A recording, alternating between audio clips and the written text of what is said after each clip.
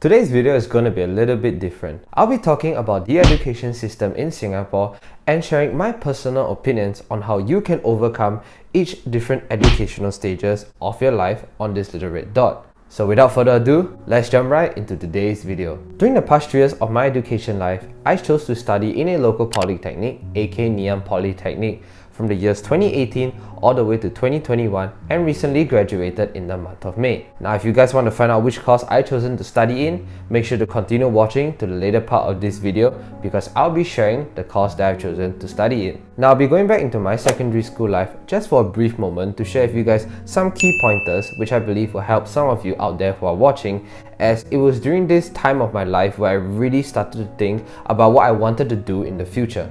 Secondary school itself is very academic based, and what you're learning there is actually a very good solid foundation that helps boost one up to their next educational phase in life. Most secondary schools offers educational trips to higher institutions like Poly, JC, ITE and other institutions of that sort. This is a very good thing because it gives students an eye-opening view to see where they want to continue further their education after finishing their secondary school. When it comes to JC, aka Junior College, it is more for students who want an academic focused learning experience as opposed to a specific skills development learning experience. During your few years in JC, you will be preparing for the A-level examinations, which leads you directly to university. There is a lot of similarities between JC and secondary school, but JC is a lot more academically demanding and challenging. There'll be lectures for students to attend and you'll be having a lot more group projects as well. When it comes to Poly and ITE, it is more for people who want to pursue specific traits and hands-on skills experience in school. During the few years of education in these schools, you will receive a diploma in the course that you were specifically majoring in, and you can already start working the moment you graduate from any of these schools. There isn't a final examination like the A-levels, but instead, your grades will be accumulated from these few factors: your exams, your group projects, your assignments, your class participation into what we call a GPA. However, my decision making did not come so quickly. I remember back in Sec 3, my school offered to bring some of the classes from my cohort to visit a few of the polytechnics to experience what it was like being a student in a poly, and at the same time find out what are the different courses that they offer. It was through this that I was allowed to experience what it was like being a student in a polytechnic. It was also during this period where I got to visit a few JCs during the open house season to see what they had to offer and what being a JC student in Singapore is really like. I also managed to contact some of the seniors that I know of who were studying in JC at that point of time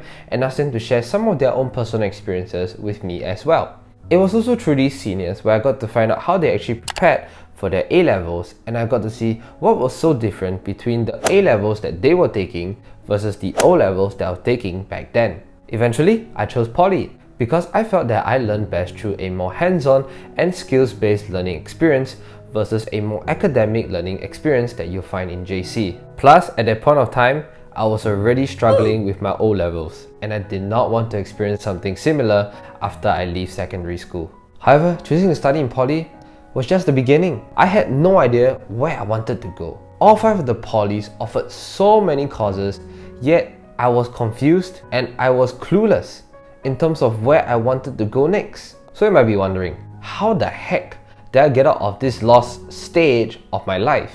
Well, I decided to head down for some of the open houses offered by the polys. Now here's a big tip for all the secondary school people who are watching this. I understand that the COVID-19 pandemic is still ongoing, but please attend any of the virtual open houses that any of the polys are doing. Ask as much questions as you need during the Q&A sessions and jot down as much notes and information that the students, the lecturers, the school department teams are providing for you. Now it is time for me to review the course that I was majoring in for these 3 years in Poly, and I decided to choose the Child Psychology and Early Education course. It took me around 6 months of consideration from my Sec 3 days all the way to Sec 4 before I landed up with my decision. Now that I found out the course that I wanted, I had to put in some actions to work towards my goal. Number 1, I had to check the cutoff point that was needed to make it into my course. Secondly, for specific courses, there are certain subjects where you need to score a certain mark or at least a basic pass to be even eligible to enter the course that you want to study in.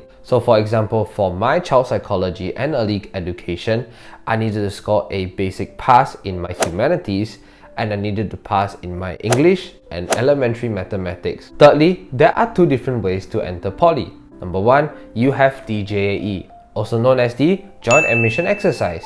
And number two, you have the EAE, also known as the Early Admission Exercise, which was the route that I chose to take to enter poly. Now for JAE, you will need to wait for your O-level results to come out, where there will be an application form for you to fill up your preferred schools and courses of choice. Now for EAE, if you have successfully cleared the interview that you have applied for back in your Sec 4 or Sec 5 days, if your O-level results hits the criteria for the specific course that you want, you are automatically enrolled into the course and school of your choice. Now, going back into my poly experience. Overall, I felt that it was a very eye-opening learning experience for me. I got to have many hands-on experiences, both inside and outside of the classroom. And I've definitely increased my abilities to work with different group members, and I realized that my leadership skills have definitely increased as well. Poly also shaped the way I viewed the working world. I got to get a glimpse of what it was like during the second semester of my third year, when I got to step out into the real working world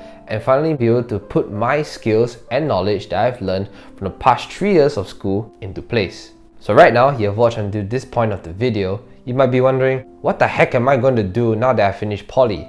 Well, before I review all my big plans to all of you out there, I will first need to complete my 2 years of national service, as I am a Singaporean citizen. Alright, now time to review my not so big plans. I've decided to go and work after my national service for around a year or so, because truthfully, my results are not the greatest. I am not eligible for any university courses, and I feel that going out to work can actually help to build a strong and solid portfolio for me, so that after my 1 or 2 years of working, hopefully I can go to university. So this is the path that I've chosen for myself. Not the most glamorous, but I feel that this is the most realistic path that I've decided to take. What course will I be studying in university? Honestly, I have no clue, but only time will tell what I will end up studying in. So to sum up the video, here are just a few things I would like to say. Number one, if you are a secondary school student watching this, make sure to do a ton of research into the different schools and options that lies in front of you, because the last thing you will want is to end up regretting your decision when you end up going to the different schools of your choice. Number two, narrow down the choices that you want and pluck out the attractive factors in each of the different courses that you have shortlisted. Find the course that you are most attracted to and put that as your number one priority, and the other courses can just follow suit from there.